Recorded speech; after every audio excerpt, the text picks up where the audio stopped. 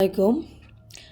আমরা হয়তো অনেকেই জানি না যে আমাদের যে সমাজসেবা অফিস রয়েছে সেই সমাজসেবা অফিস থেকে 6টা রোগের জন্য 50,000 টাকা অনুদান দিয়ে থাকে।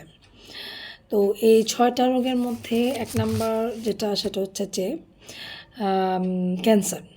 তো যারা ক্যান্সার পেশেন্ট, ক্যান্সার যে ধরা পড়েছে এর সাপোর্টে যত রকমের কাগজপত্র রয়েছে, ব্যবসা রিপোর্ট রয়েছে, সব কিছু রিপোর্ট একসাথে করে তখন সমাজসেবা অফিসে একটা আবেদন জমা দিতে হবে 50,000 টাকা অনুদান পাওয়ার জন্য।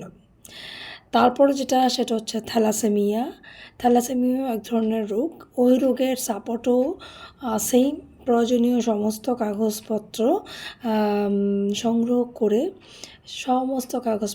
সংগ্রহ করে এবং এই রোগটা যে ধরা পড়েছে ওই পরীক্ষা নিরীক্ষা সব কিছু একসাথে করে সেইগুলা জমা দিতে হবে।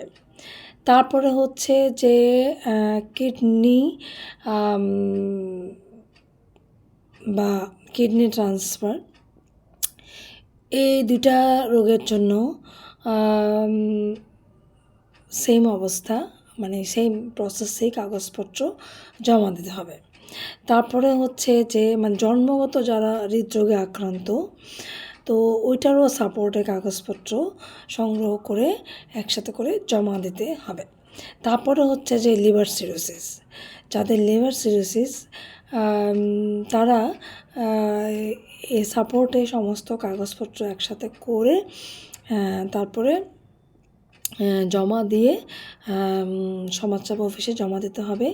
তবে জমা দেওয়ার আগে এই সমস্ত যেই রোগগুলোর কথা আমি বলেছি সেই রোগের সমস্ত কাগজপত্রগুলো একজন গ্যাজেটেড অফিসার দিয়ে অ্যাটাস্টেড করিয়ে তারপরে সমাজসেবা অফিসে জমা দিতে হবে। তারপরে প্রসেসিং হয়ে আসার পরে সেটা যদি দেখে সব কিছু সঠিক আছে তাহলে আপনাকে তারা 50,000 টাকা অনুদান দিয়ে থাকবে।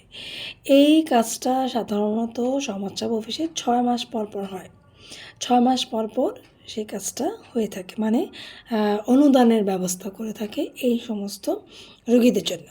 1 নাম্বার হচ্ছে যে 6টা রোগের কথা বলছি। 1 নাম্বার হচ্ছে ক্যান্সার, তারপর হচ্ছে যে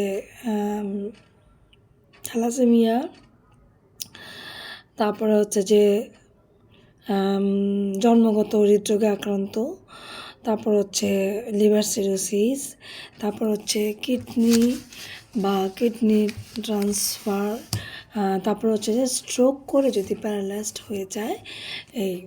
এই 6টা রোগ, এই 6টা রোগের জন্য সমাজসেবা অফিস থেকে 50,000 টাকা অনুদান দিয়ে থাকে। খুদা হাফেজ, আসসালামু আলাইকুম।